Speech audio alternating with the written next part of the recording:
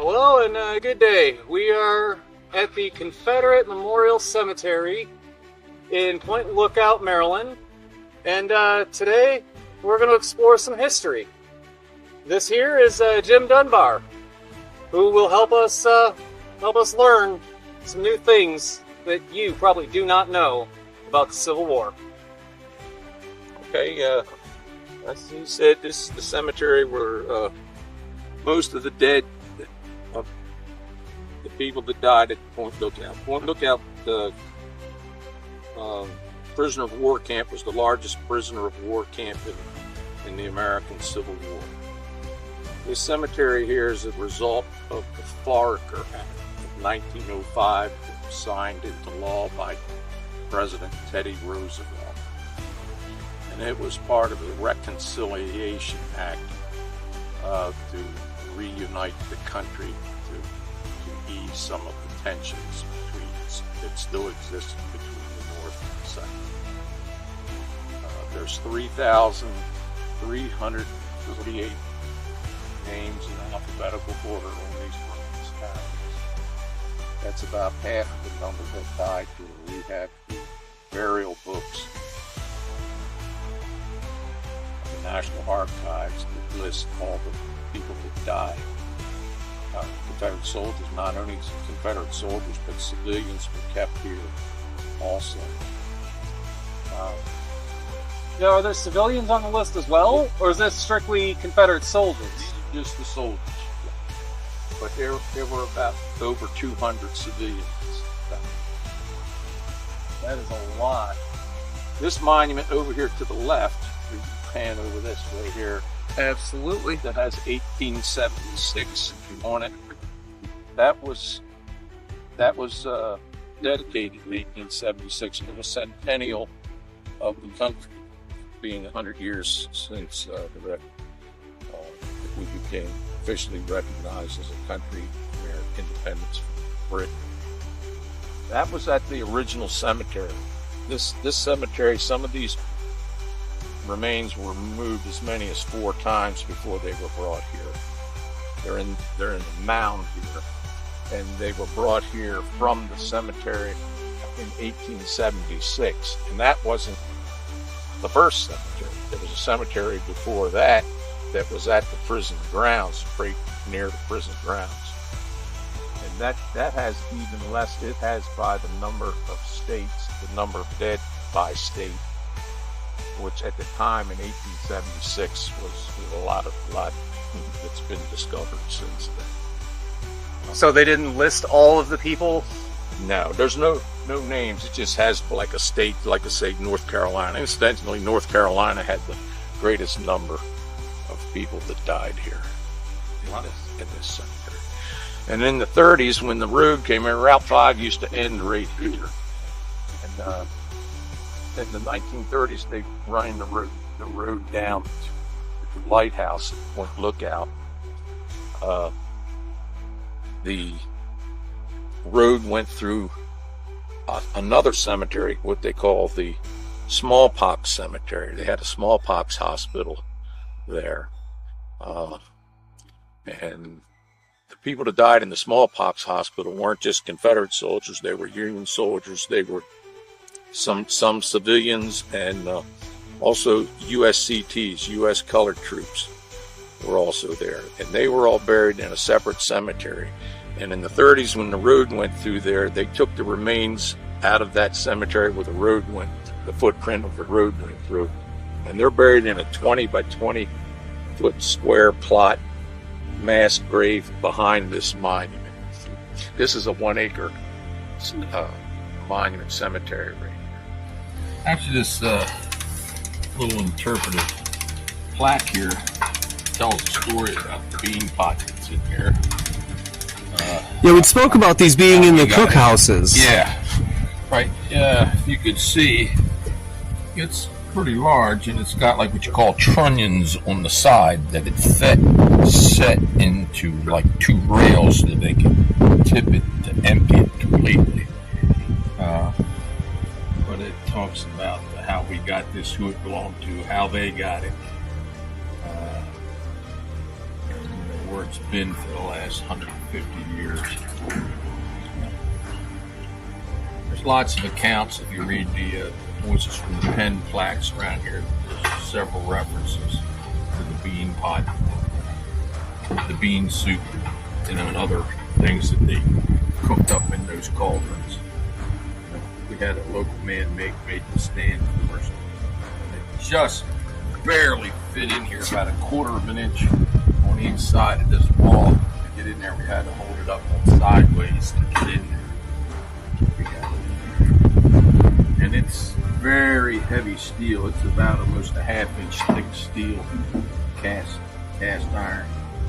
That's not steel, it's cast iron. I don't know if, can you read that? Oh yeah, you see inside there, yeah. And then if you can read that, it talks about it.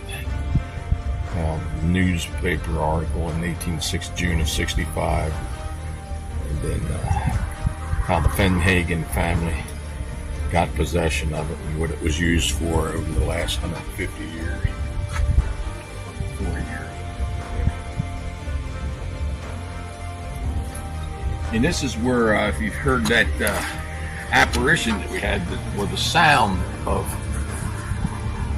the soldiers at chow time, this is where the sound like it was coming from, that was recorded on our cameras.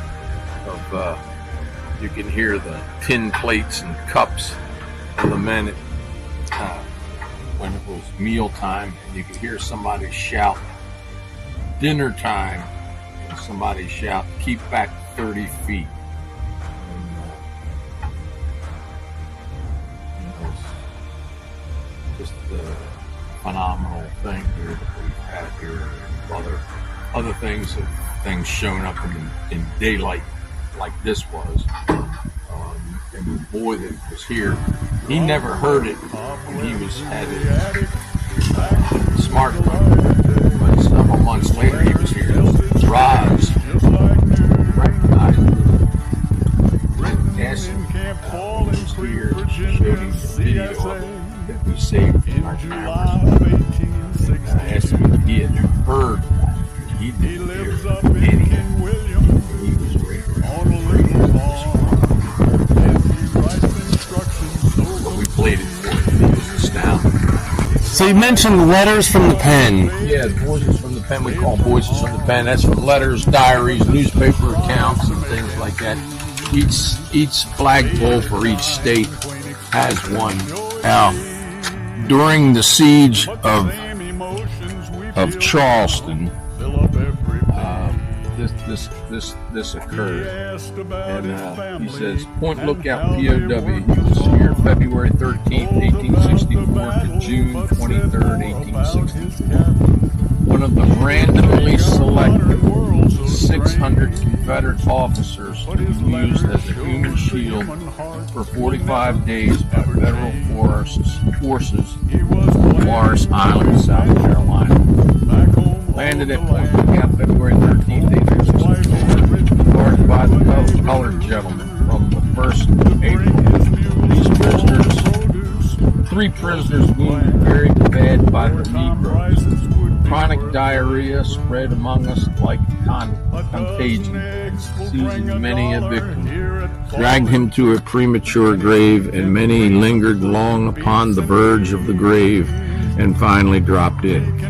A prisoner had to be nearly dead before he could have a place in a hospital, and after his reception there was scarcely cared for, but was misused and cruelly treated and insulted in a manner that made a man harbor the hospital more than the rough fare of the camp.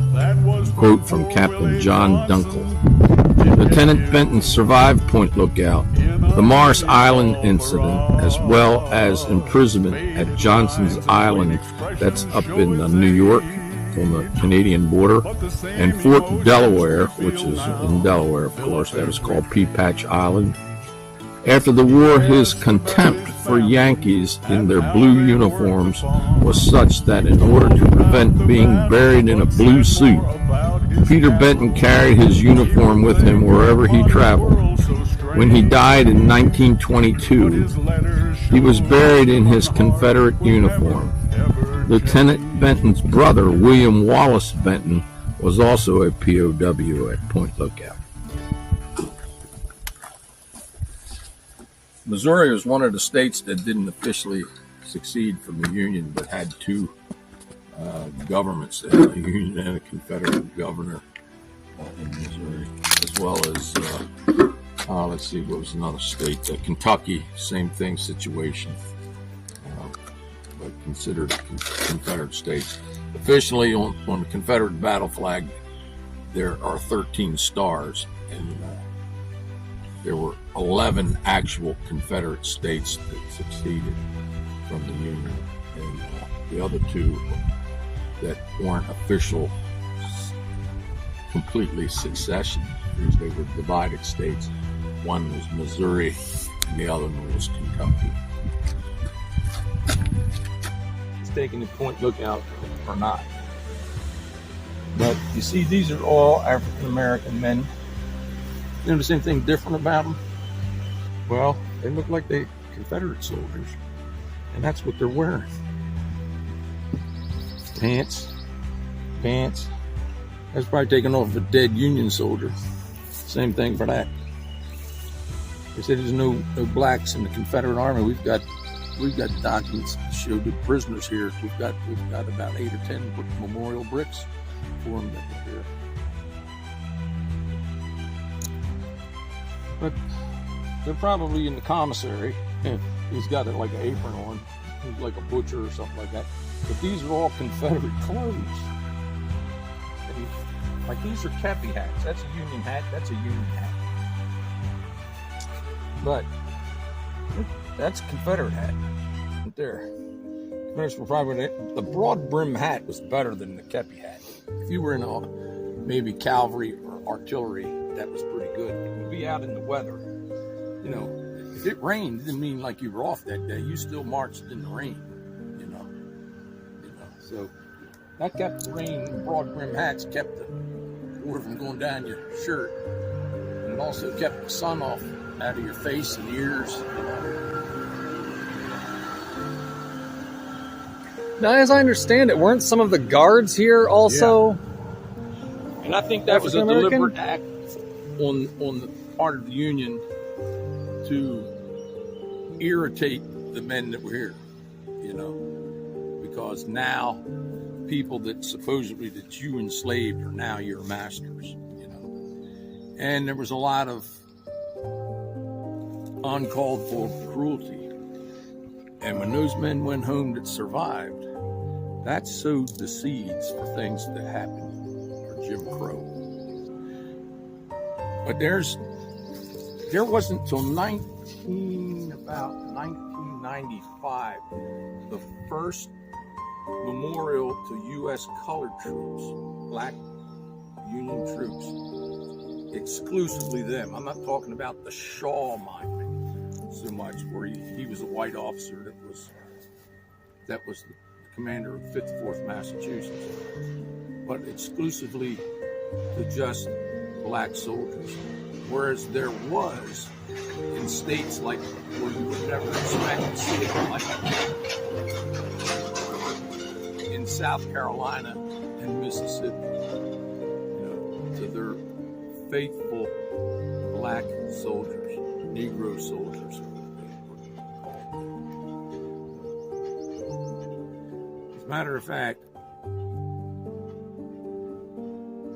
African Americans were sort of like the Rosie Riveter of the South. They staffed the hospitals, they staffed the factories, the munitions factories, the clothing factories, wood factories. They did have the shipyards and things like that were all basically majority African Americans, free people of color in most cases. Wow, that's interesting. There's people will be astounded to know this, that maybe one of the first submariners, a submarine, they may have heard of a Confederate submarine, Hunley. That was the first successful submarine to sink an enemy warship, the USS Kearsarge, not Kearsarge, Kearsarge, the Alabama. Oh God. It's named after a river up in Massachusetts. But anyway, one of the people, they were trained many people to try to operate that submarine. They selected. That is an interesting point of African American history that I really don't think a lot of people know.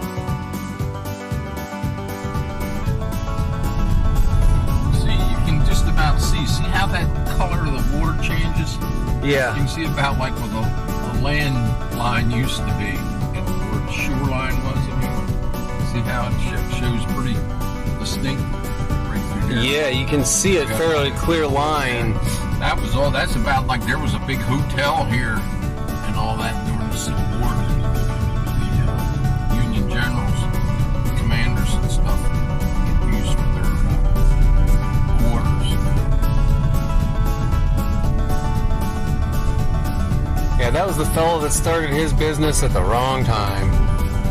Yeah, well, he got paid, I guess, something for it, but not as much for it. I know he wanted to get all this stuff out of here and get his business stuff running again after. That was Mr. Smith. This would be about like where Hammond Hospital was. Like there's the White House, of course, right ahead. The pier was right about here where they used to bring prisoners in. All this supplies.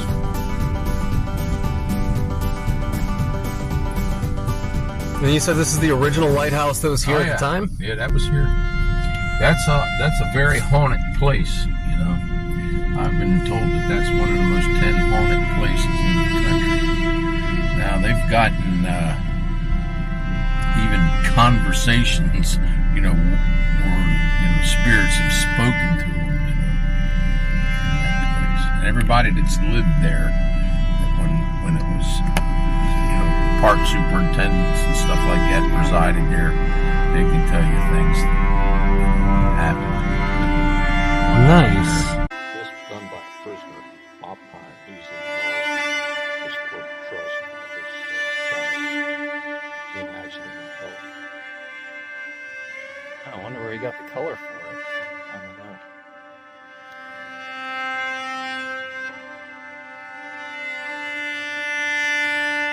So where was the original hospital that we see, or the Right here. Right in here, there's like a musket stick. It's about that high. It's about pretty close to like the center. This was a resort for the this hotel, which became Commandant's residence. seems like that poor fella had a bad timing on his business investment. Well, he leased it to the government. Didn't really have any time. He went across Lake Wood, right here. Don't look out, please. That was a strip of land right there, but now it's an artificial causeway. That's the prison camp right there. Today, the water line is right around here. Wow. There's been a lot of erosion here. Said that this was another one of the original buildings. That's right. And it's been, they said it was a photographer's shed. I don't think it was that. I think it was really a nice house or something like that. But that's one of the original buildings that was here. So they say. Given the nature of it, I would have to agree and say that it seems like it was definitely more of an ice house than And a... there's that concrete thing that was, I think that's about the center of where the hospital was. Oh, okay. Hammond Hospital. Okay, and it went out like the spokes of the wheel. Just ahead of us. If you look at that lithograph from the Civil War, this is where the pier was, right just ahead of us. Right about where these pilings were right here. There was a wharf here. The prisoners came in and also all the supplies. Of course, this was the Army depot. It was a coaling station for the Navy. It was close to the theater of war, which is Virginia, right across the river there, Fredericksburg. Yeah, directly across the Potomac. You know, on Grant's drive to Richmond. It's an overland campaign. This pond was here.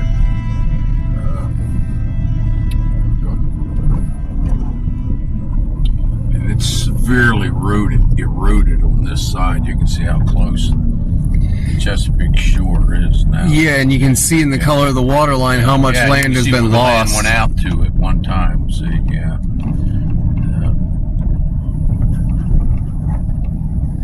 It's interesting that you had such a clear line of demarcation between where the land was and where it is. Right, yeah. There's a big stand of trees there, a big hotel, all that is, all in the water. Of course, right ahead where you see that pier, that's in the center of the prisoner of war camp. That goes right up through the middle of where the prisoner of war camp was. I told you about Sister's place, right? That was right up here on the left. It's like a little driveway here. That was a famous haunt. Everybody around here that's of any age, older than me, remember, and even mine, it was right here. But they had a ghost that lived in their upper part of their house that was generally a friendly. They could talk to and say, all right, when at night he'd be like, you hear him walking around, it would sound like he's moving furniture and stuff. He says, all right, it's getting late now, settle down up there, and things will quiet down. But they ran like a little store there. The Union Army was almost taken by Jubal early in 1864. They built this fort, refortified this place with 2 forts to prevent that from happening. Because the plan was, not only was Early to strike Washington, but he was sending a contingent of the 2nd Maryland Cavalry CSA down here to liberate Point Lookout. They'd have 15,000 more men that they would add to the ranks. An ironclad was coming up from North Carolina with arms and armor, and to take back the men too firm to march. But they thought that the Union had found out about the plan, so Jefferson Davis, the president of the Confederacy, called it off. And of course, then when Early got to Washington, he saw it had been refortified. Grant had sent reinforcements up from Virginia, and it was just too strong a position to take, so he withdrew out of Maryland back down to the Shenandoah Valley. So after that scare, Washington, they built these 2 forts, one here and one on the Chesapeake side. One on the Chesapeake side is completely out of the water. Now they called it Fort Lincoln, but they're not sure if it actually was called Fort Lincoln. I don't know. Anyway, it's a Civil War fort. We're going to go in now. Okay, yeah, this is Cornfield Harbor up here. I know about that. That's where they had taken some enslaved people out of Washington to escape before the war, and they were overtook here at Cornfield Harbor and sent back to, where they had departed.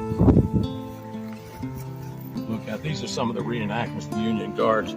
These guys are called Friends of Point Lookout. They're the ones that maintain this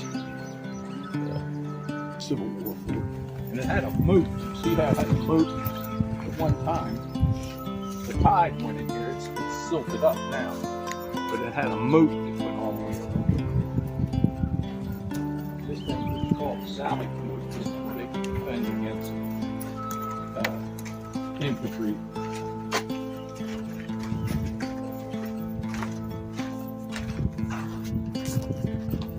This picture, okay.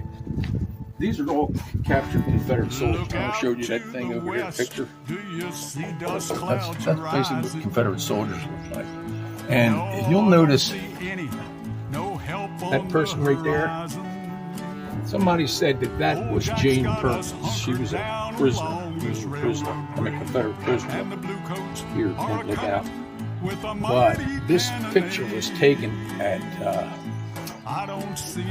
White's Landing, and her group that was captured was never at White's Landing. So that's probably maybe, it could be a female soldier or not, I don't know. Actually, the two of them look like Two, yes. They both look like they may be female soldiers. But this is basically, you see the hats?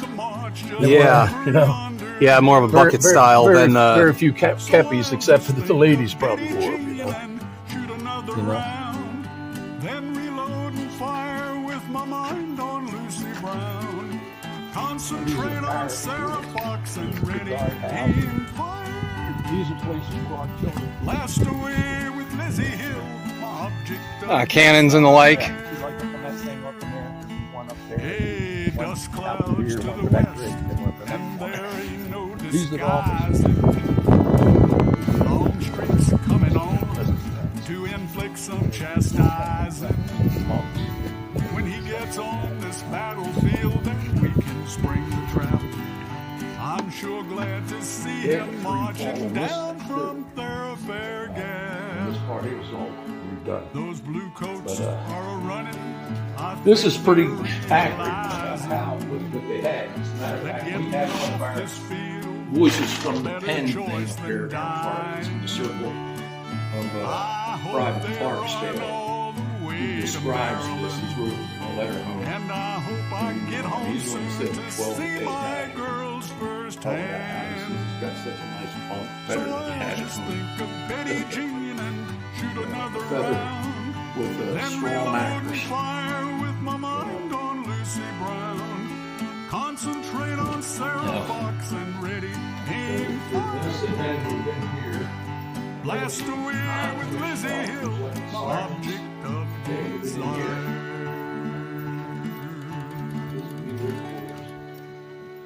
This men's barracks has up here, but this would have been non-commissioned officers, like sergeants and stuff, and corporals. Officers.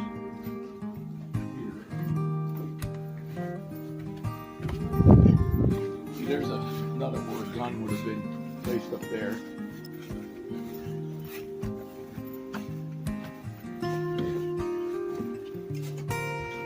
So they basically had like the same thing. I mean, they didn't have like bunk beds. All right, they didn't have it quite stacked so high. Right, yeah. But they had their own stove and everything. Table. And coincidentally, that's probably about the size of the pile of wood that the two men could have carried back. That's about right, an arm load. You can read accounts of it, you know. And that would have counted for 16 men to a tent, give or take. 16 men to a Sibley. They were rotten, too. They were surplus tents to begin with. The Sibley tent, at the beginning of the war, you'll see pictures of them in encampments in Northern Virginia. But eventually, they were, you know, done away with. But the A-frame type tent was, you know, a lot less than the haul around. You didn't have that pole, center pole, and all that stuff. And you didn't have to have a stove. They had a regular Sibley stove. It was like shaped like a cone. You could cook on too. That was named after General Sibley. It was a hospital. He was a surgeon, a Union surgeon.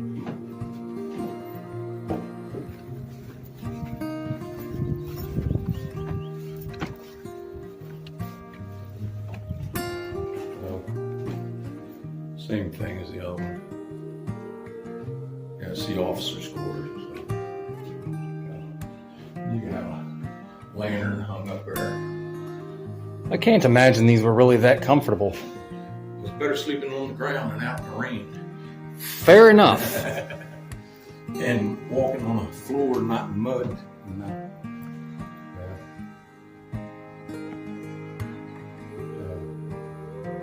It didn't seem like this housed very many. Well, actually, it seems like for the number listed here, this is a lot more officers than I think you would need. Well, yeah, that's kind of what I mean. I don't. It seems like the general amount of men necessary. There would have been way more officers here Well, than. there are other buildings here. I've got pictures of them to show them here of the buildings they had here. You know, got the Indiana Cavalry, Massachusetts Cavalry, stuff like that. And interesting thing about it, they cut the timber that was right here, And just to give you an idea of the size of it, you see those men standing there, and the boards are wider than them, you know. And that's with the boards behind them. You know, they're standing about from here to the wall. So if they were right up against that wall, those are like at least 3 foot wide boards. You know, that's how big the timber was that they were cutting. You know? Wow. Yeah.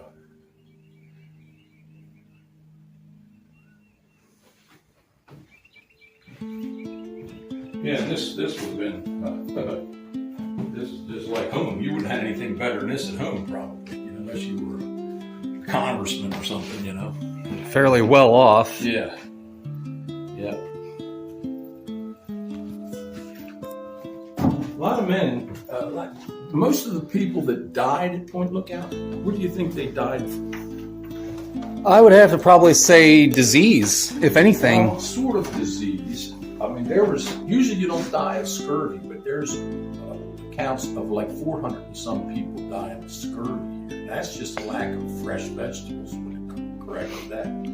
But the main thing that they died from was basically dysentery. In other words, they got the runs and they just dehydrated themselves. Yeah. The water, there's many accounts of the water here. It's just so foul, they said it wasn't fit to do laundry in.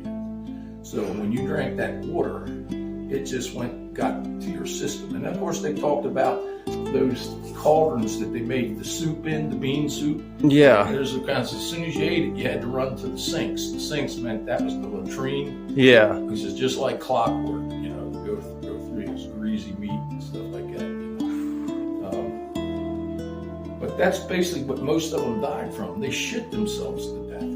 It had to be so miserable here. You know? And see, the thing is, men were shot for coming out of their tent at night to go to what they call the foul sinks, the things, because they're not supposed to be outside of your tent at night. They'd be shot for that because they, you know, it's either that or shit in the tent. You know, you don't want to do that. Right. In there, you know? So. The conditions here were absolutely deplorable. Yeah.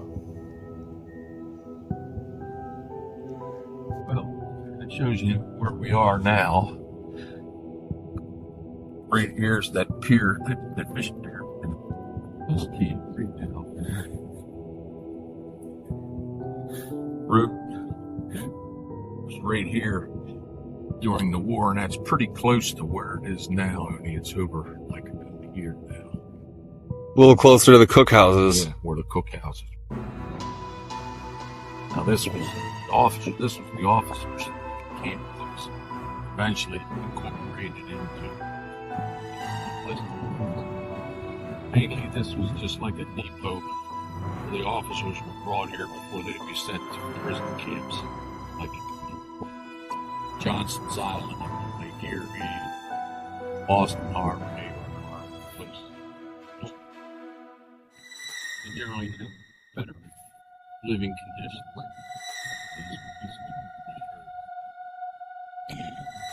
And now we see that there was 8 cookhouses here? 8 cookhouses, I believe it's 1, 2, 3, 4, 5, 6, 7. I think that one was 8.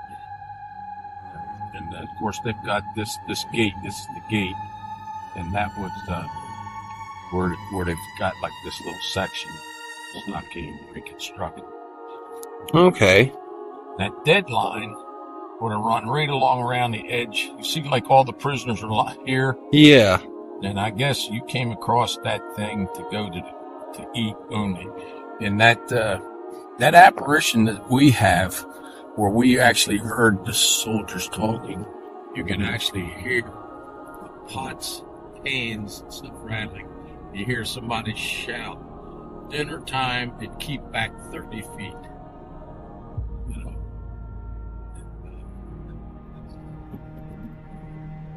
Probably dinner time right there. You can see this thing out. Prisoners probably go in squads to eat and stuff like this. Yeah, lined up at each of the cookhouses. Now, didn't the Union say that they had a loaf of bread and other such things each day for them? Not like you see a loaf of bread today that's like that. It was more like a muffin, called loaf of bread. No. But even if it was a full loaf of bread, you were in pretty much rags, and it was winter time, and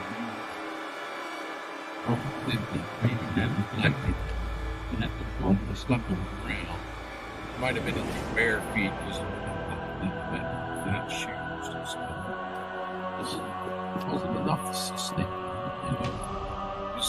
There's many accounts of prisoners in their diaries and letters where you had a piece of beef that maybe was half the size of your hand, or the soup. The soup there's many accounts of the soup that we have the bean pot, we call the bean pot, one of the cookouts. Stuff was made. Talks many accounts of that where it just has the navy bean soup and an occasional bean or a little bean in it. And there's accounts of as soon as you ate it, you got basically had to go to the latrine. Yeah, dysentery accounts. Yeah, well, dysentery was the biggest cause of death in this camp. Basically, you shit yourself to death. Diarrhea, you're dehydrated because of the wells. The water here was terrible. The prisoner said the water wasn't fit to do water. 8 wells. But when you're only about 3 feet above sea, that's a lot of slaves, and that gave you stomach problems too. Stomach problems, dehydration. That's sad conditions.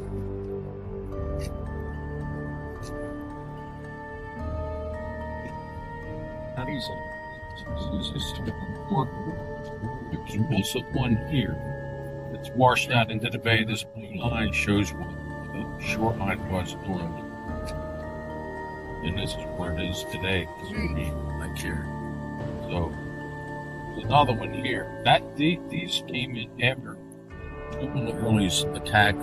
Little known, but there was a camp that liberate prisoners at Point Lookout. Liberate those prisoners. They had those to his number, but they had to be restrained to Philadelphia.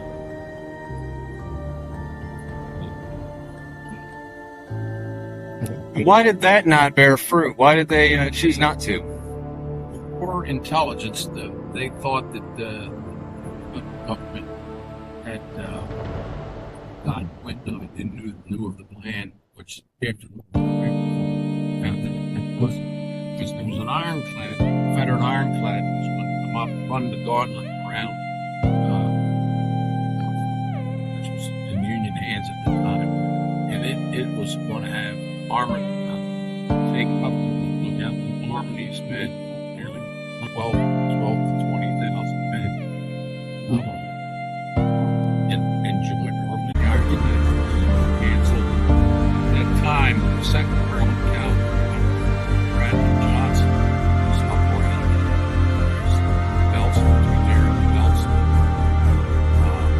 They were coming down to liberate prisoners. They got word that it was an army. And unfortunately, really basically, Stevens is Silver Spring, Georgia. And they withdrew to go back to the shadow. But he lost by just a day of capturing the capital of the United States because there was very little likely defending because Grant had taken all those troops out in his overland campaign to capture Richmond. So we just clerks, reservists, convalescents from the hospitals and stuff like that, manning that ring of forts around Washington.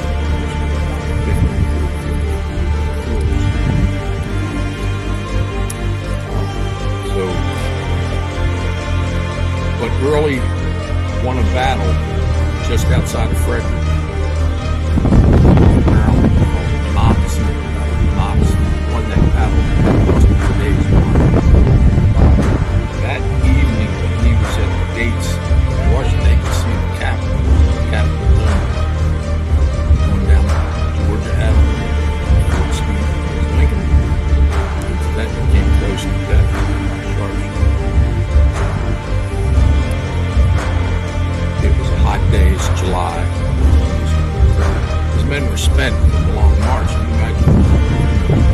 walk from Frederick to Washington, and then you put it I don't think so. So the next morning we will attack, and he could see through the binoculars it was likely to happen. But the fort still had plenty of artillery, heavy guns.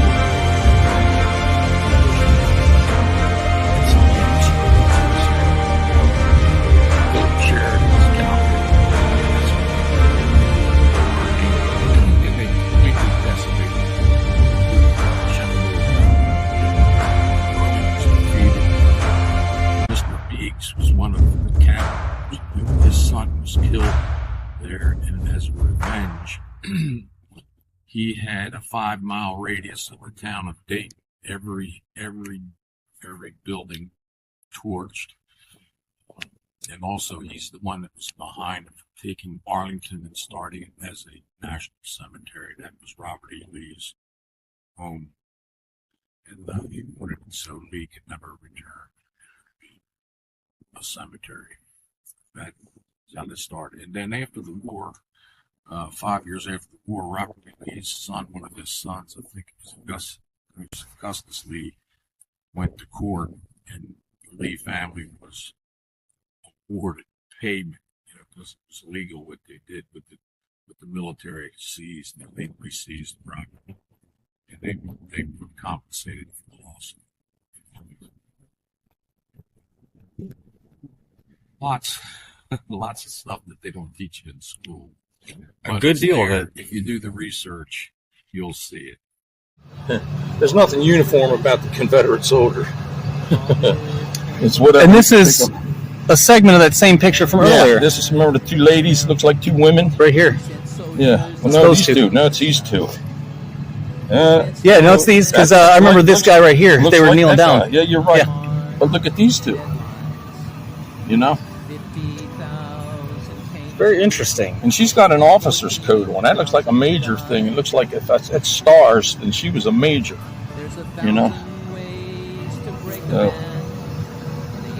See, largest prison camp for Confederate soldiers in the war.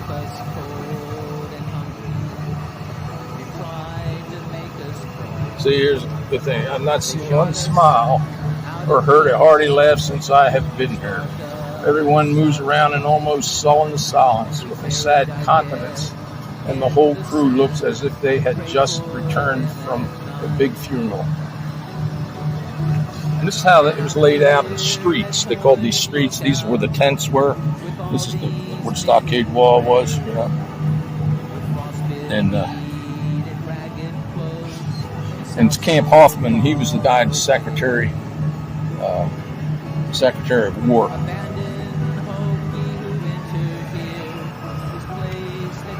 This is another one of Oppenheimer's. This is one of the cookhouses.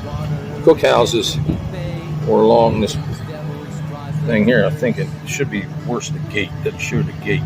These would have been officers' tents. Or no, they had hospital tents here for a while. They had those no heat in them and nothing like that. Yeah, this shows some of the treatments. Guys hang by their thumbs. Had to wear a barrel, stuff like that. Eating rats,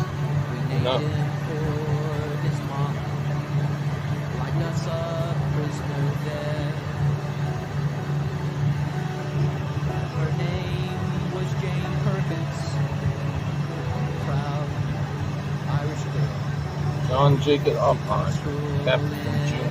He's from Maryland. He's a Maryland soldier. When you come up this road, 61, here's the gate. Overnight, you hear come in this gate, forward and went right down through here. You can see the remnants from where it was one time. This prison camp was only in operation for 18 months. And that many people died in 18 months. Jesus, how the hell? That is some miserable conditions for that to even occur. Right. And here it is. It shows you again. It's the hospital. There's the prison camp. Or like right here. There's the row of cookhouses. And this was done before the fort was put here. You know, this was 1863, and it was after late 1864 that they built those two forts. This is kind of like a sutler. Sort of a commissary. The guy that was here that was the most notorious, worst commandant here was named Brady. He used to ride his horse through the camp and run right over soldiers and everything with his big black horse. And he got rich by being here because when the mail came in here, somebody writing to the relative they found out it was a prison order, they'd send money. And also, if you was a person of well-to-do means, you could get your relative out of here for a price. Brady would let him out, For a fee. for a fee. What a miserable prick. Yeah, he was a wealthy man.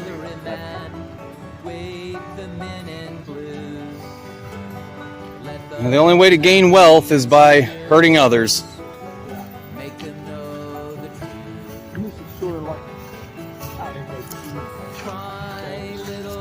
They would dig down a little ways to give them some shelter from drafts and stuff in the winter, but they're so low to sea level here that, they fill up with water, stuff like that. Just the time. They made, they would get like what they called army bread boxes, ammunition boxes, and make what they called cracker houses, or you heard the old saying shebang, got the whole shebang. Well, shebang was also like a shelter made, for this winter, like winter quarters and stuff like that. We call it shebang. Huh. I don't know how that came about. But the old saying, got the whole shebang. You got the whole house. Yeah. Probably, when somebody got paroled, there were some, paroles out of here when they were having, exchanges. They probably gave everybody, you can have the whole shebang. It's all yours.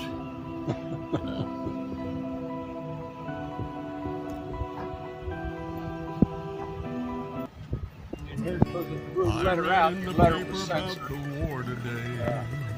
It told of fiery speeches and parades. Of course, they didn't want the truth coming out that they were abusing prisoners. Here's the Frank Leslie's. This is one of the, like a magazine at the time, stuff like that. And then the Hammond Gazette.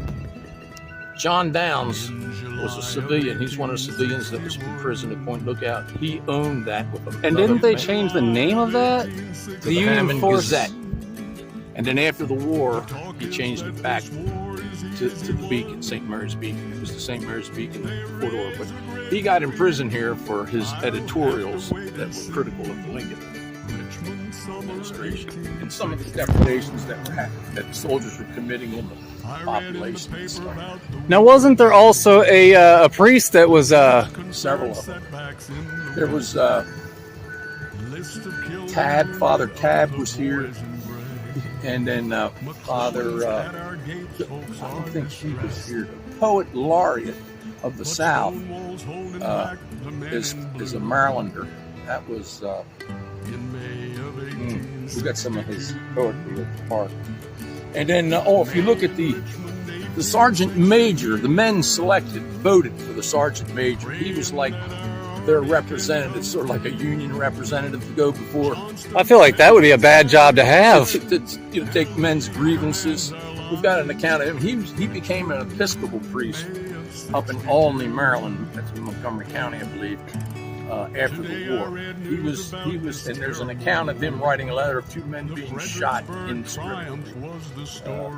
their tents while they were in their tents. That wasn't one of the priests in prison for not praying for the president. That happened, but I don't think he was kept here. He's kept in Fort McHenry. Ah, okay. You were forced to have the national standards, in other words, the United States flag, in your church on the altar. And some priests, religious, refused to do it. It's a violation of the church and state. It's a constitutional right. It's a violation of the constitutional right.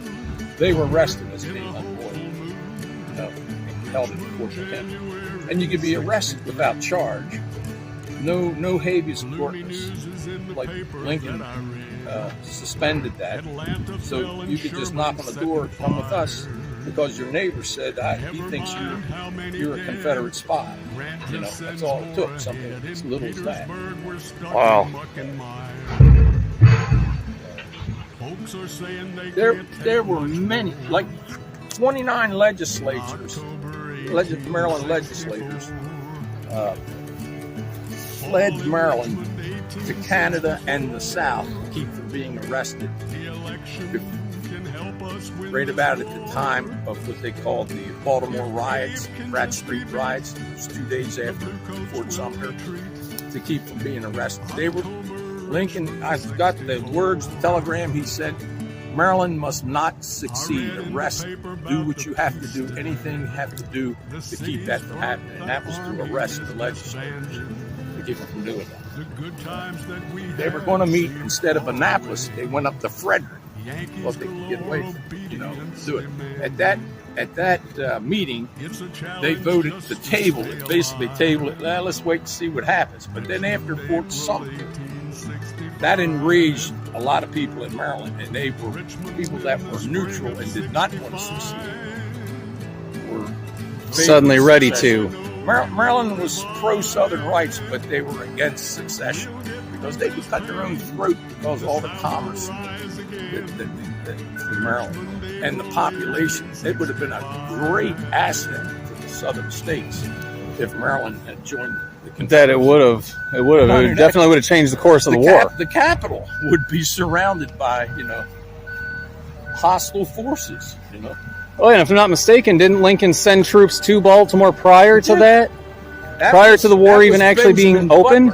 Benjamin Butler is referred to Beast Butler because from here he went to New Orleans, and he was, had dictatorial power. He was the military governor of Louisiana, And today, if you can get one, they have things called Butler chamber pots.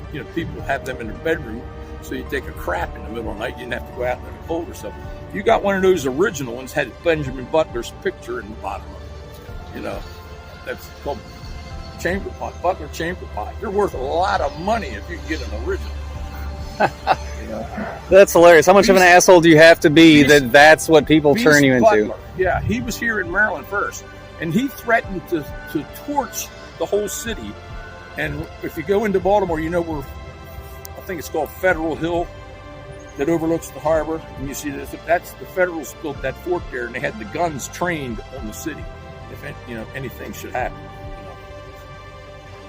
Because it was only 7 states at first, and when Lincoln passed, made the decree for 75,000 volunteers from the rest of the states to bring the southern states back into the Union, the cohorts of the South. North Carolina, Virginia, Arkansas, and Tennessee succeeded. They joined the southern states. And then you had states like Missouri, Kentucky, Maryland, Delaware, that were slave states, what they call slave states, that said they were neutral, They had, actually, Missouri And Kentucky had two governments, two state governments, one Confederate, one Union, to keep them in the Union. And most people don't know this, but there were slaves in New Jersey. New Jersey was a slave state, you know. Yeah, I knew New York was. So that's why the Emancipation Proclamation, if you read it, only freed the states in rebellion where Lincoln had no authority to do that. In other words, Louisiana, Mississippi, South Carolina, stuff like that. That's what it applied to those states because, for one thing, they were a great resource. Like I think I told you earlier, how they manned the munitions factories, the naval shipyards, the hospitals and stuff like that. They were the Rosie Riveter. They kept the economy of the South going. You know, and if you could, slave or free, if you could eliminate that, the South is going to collapse because all the men, the able-bodied men, were off in the army. You know, they were the only ones home.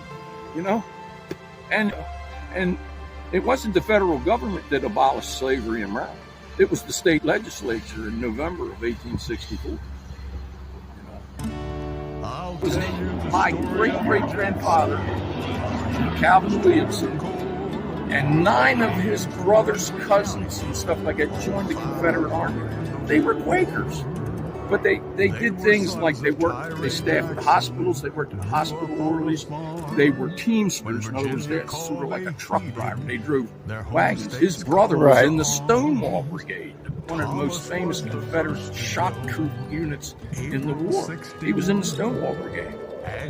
My grandfather's brother was in heavy artillery like him. I guess heavy artillery, they know they're out there, but we don't see them, and I don't have to shoot somebody in the face, you know. But these big guns will keep them out there. I'm protecting the city, you know. But eventually, he saw the elephant when Richmond fell, and he was in Lee's withdrawal.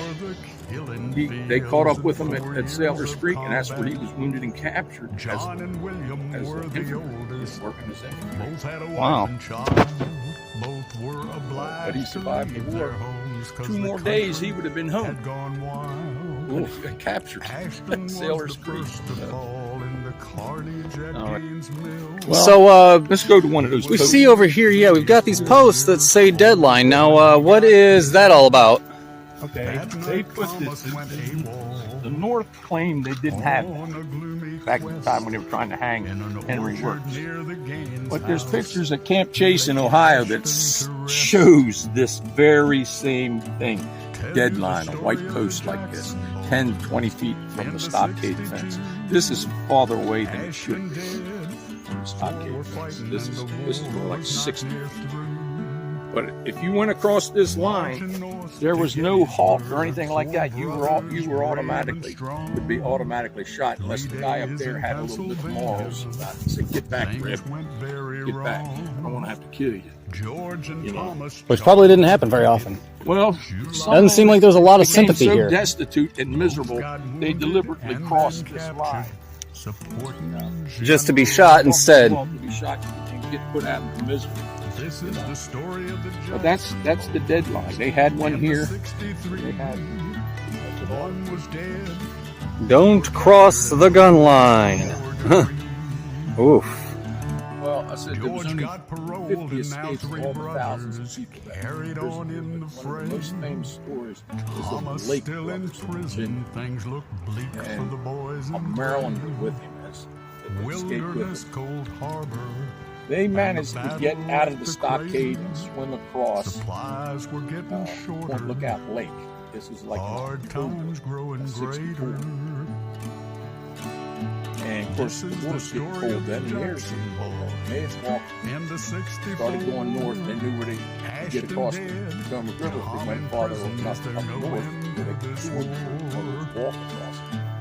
So they were heading that way, John and William got and captured. it was late at night, and they got so Sent to cold Point and Lookout miserable. Jail. They were at a man named Mr. Cold Dent's disease and farm, hunger there, just not too most far could north not of here. prevail. Well, I guess his dogs and everything were making a ruckus, and he opened up the window and said, "Who's out there?" George died at the And they were so end just so miserable and at just the Petersburg so terribly, Fairgrounds.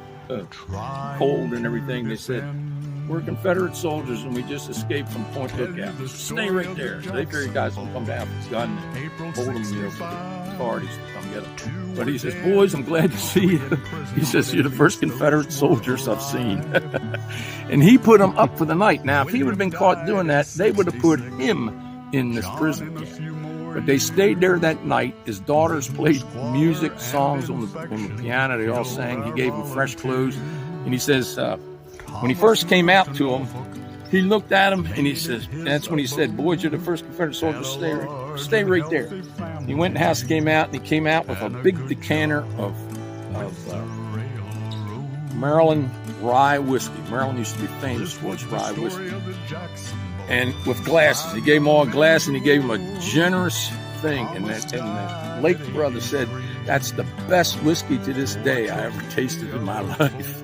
So anyway, he put him up for the night, knowing, you know, he could be, you know, in serious trouble if he was caught harboring these guys. So he was pretty much a safe house and in the Confederate underground.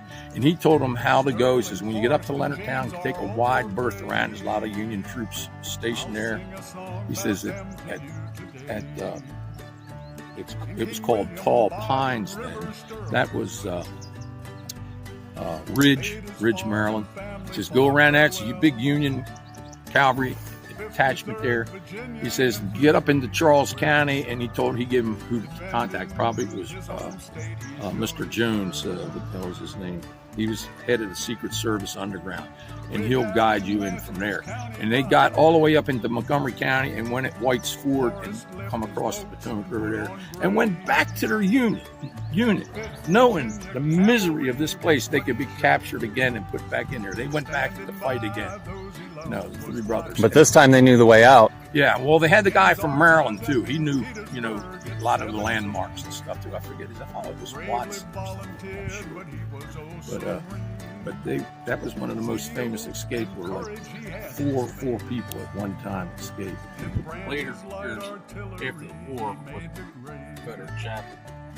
Flimsy shoes upon their feet, never enough food to eat.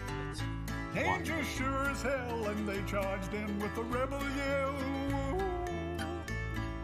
Now, you said this was actually part of the group of people that were with Early that were coming at Washington. That's right. They were killed right along George Avenue. Not far. Instead, buried. All three were still living at the end. And after it was over, they survived. Back home in King William Sterling thrived. Forrest moved his boats to Baltimore.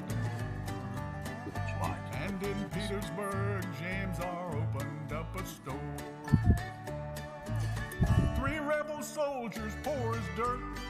And it says unknown Confederate dead. Some of them, I think about 4 of them, have been identified. Flimsy shoes upon their feet, never enough food to eat. Danger sure as hell, and they charged in with a rebel yell.